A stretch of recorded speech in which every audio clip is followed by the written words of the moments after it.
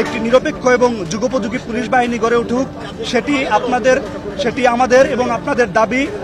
সেই লক্ষ্যে প্রয়োজনীয় আইন সংস্কার ও প্রয়োজনীয় আইন প্রণয়ন উল্লেখিত দাবিসমূহ অনতিবিলম্বে বিবেচনায় নেওয়ার জন্য সংশ্লিষ্ট কর্তৃপক্ষের দৃষ্টি আকর্ষণ করছি।